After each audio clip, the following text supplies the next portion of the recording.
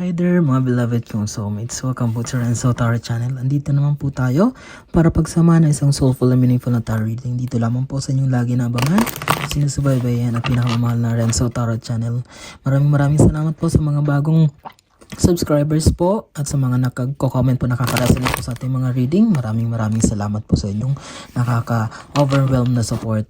Okay? Ating pong reading ngayon ay isang timeless reading para sa mga nasa sign ng Scorpio. Okay? Scorpio, maganda kayo para sa inyo to. Ang ibig pong sabihin ng timeless reading ay kahit kailan nyo po ito makita. Basta lumabas po sa wall nyo, kahit next year, next month, o bukas mismo, ibig sabihin the message of the universe ay para sa inyo. Okay? Ulitin ko po, timeless reading para sa mga Scorpio. Sige, wag na natin pang padagalin pa para sa inyo to. Okay, 10 baraha po ang ating kukunin para po sa mga new bagong discover po natin channel. 10 baraha pong ginagamit natin, andito po natin interpret kung ano po message ng universe base po sa energy na binibigay sa atin. Okay, 1, 2, walo pa ha, walo, parbuin natin ang 10. Spirit universe, spirit guides, spirit universe, spirit guides, 8 cards para sa timeless reading sa Scorpio. Yun, 3 isin natin. Again, kapag first time po kayo, don't forget to subscribe at share po ang ating mga videos. And maraming salamat po. Nawa po ay maraming nasa sign ng Scorpio makapanood dito ngayon para at least somehow matulungan natin sila o mabigyan natin sila ng to cheer them up. Kung ano man tong mga mensahe ng universe na ibibigay para sa kanila. Lalo na kayo mga Scorpio. Naka-4 na tayo. Ay, 4. Sige, 6 pa. Para tuloy-tuloy. Okay, babuhin ko yung 10 baraha para hindi na tayo mag-shuffle mamaya. Para tuloy-tuloy na tayo sa ating reading. Spirit Universe, Spirit Guides. 6 card please. Spirit Universe, Spirit Guides. 5 cards more. 1, 2, 4, 6, 7. 3 na lang. 8. Spirit 9.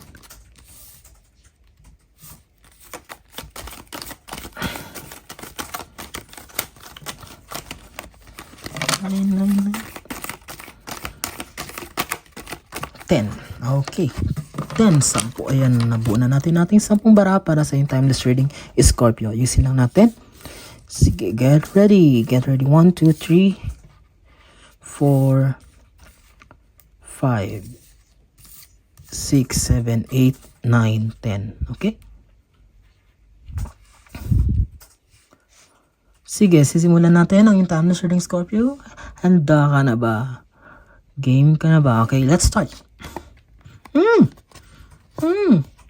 Wow.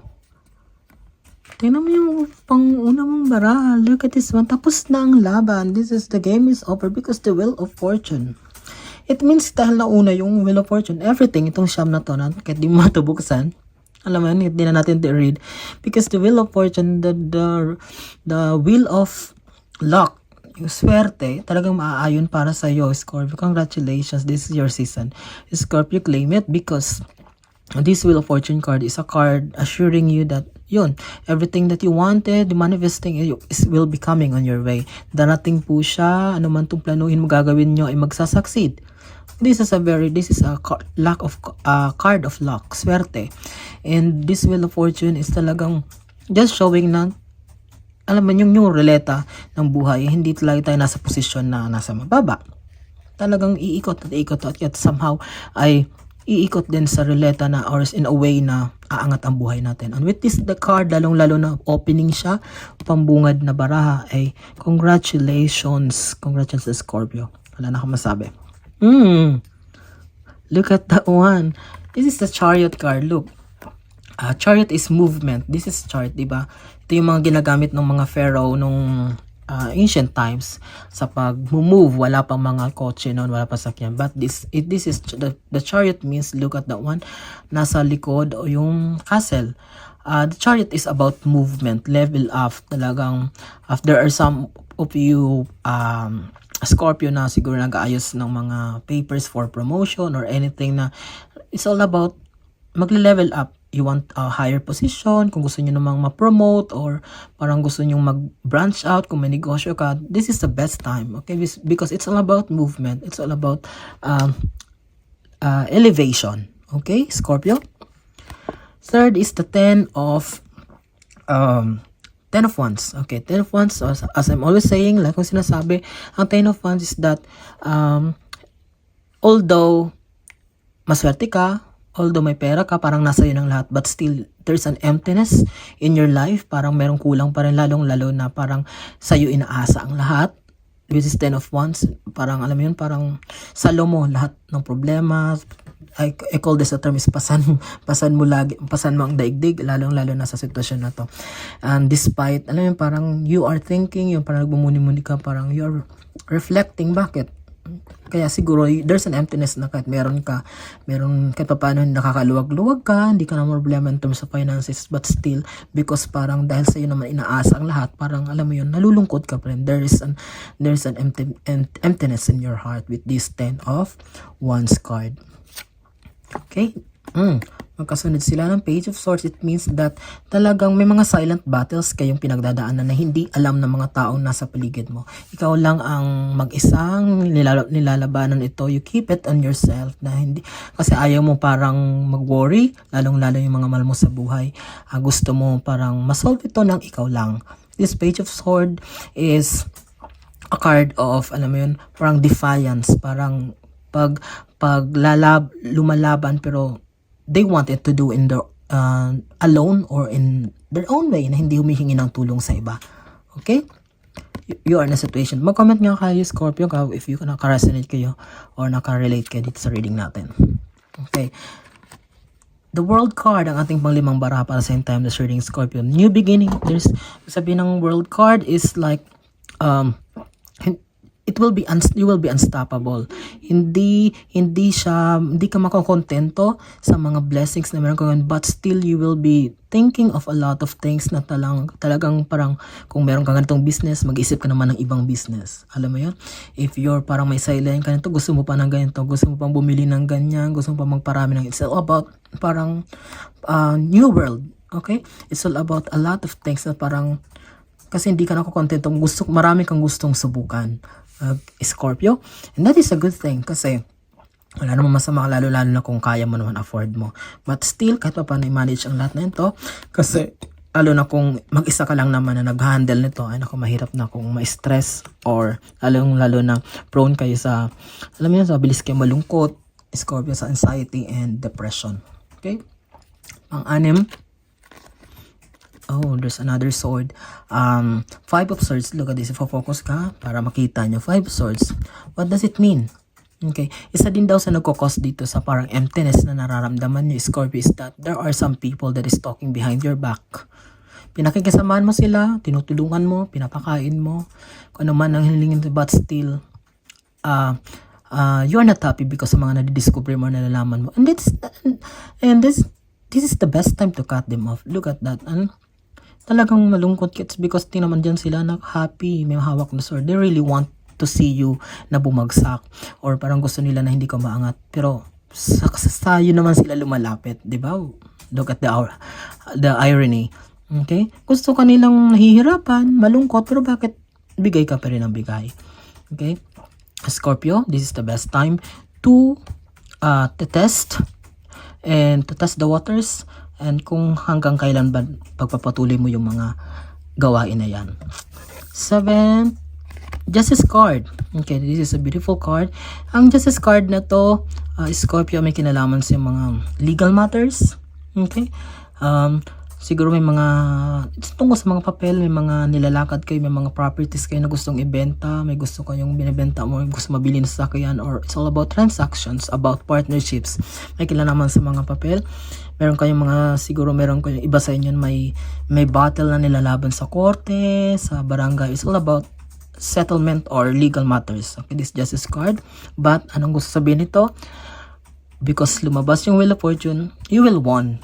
Okay, mapapanalunan niyo kung ano man yung kaso na yan, or kung ano man tong inaayos niyo, mabebenta niyo, o makakabili ka, because 'di ba unang-una Wheel of Fortune yung lumabas. Pag wala yan, hindi, it won't succeed kasi for negative, but nauna yung positive card, it means, sabi ko nga, everything, lahat ng barahan na to na lalabas ay will be turning in a positive. Okay, 8 card is the 3 of Wands. Okay, matuto daw na lumingon sa pinanggalingan.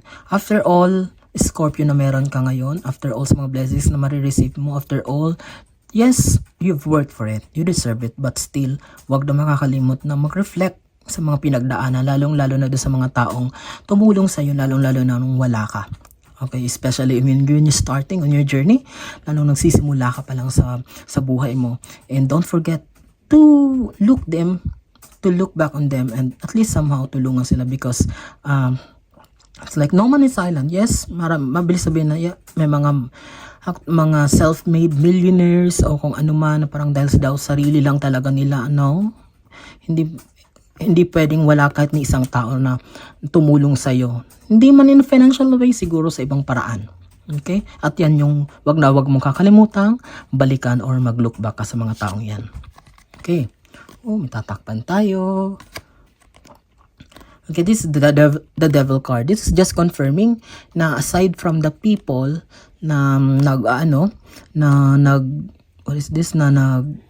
sasalita sa likod mo, is that talagang you are prone with this kind, nakat wala kang ginagawa, ay this devil card is just showing talagang kinaiingitan ka. There are really some na talagang parang gustong kang gawan pa ng masama na parang talagang maging hindi kasi sila masaya sa nakikita na nangyayari sa Scorpio.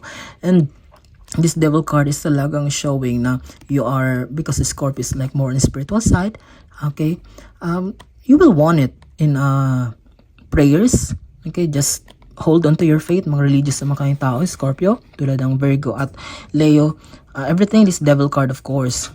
Matatalo natin siya with the help of the divine protection. Okay, but ang nais lang ito sabihin na talagang meron talagang mga tao dyan sa paligid mo or sa likod mo talagang ayaw kang makita magsasucceed or talagang they really want you to na bumagsak. Okay? And 10th and last card is para matapos na tayo. Tatapusin natin ang ating timeless reading with the Ace of Pentacles. Ace of Pentacles, look at the dice of money. It means that Ace of Pentacles cards is a card of aside from abundance, growth, and then of course maturity. This is Ace of Pentacles is also an assurance card that kung ano man tong pinaplano mo in the future, it will multiply because diba titingnan mo ibang pentacles maliit, siya lang pinakamalaki sa pentacles. And there is a beautiful garden, there's a blue mountain, that's your dream and aspirations that you really wanted.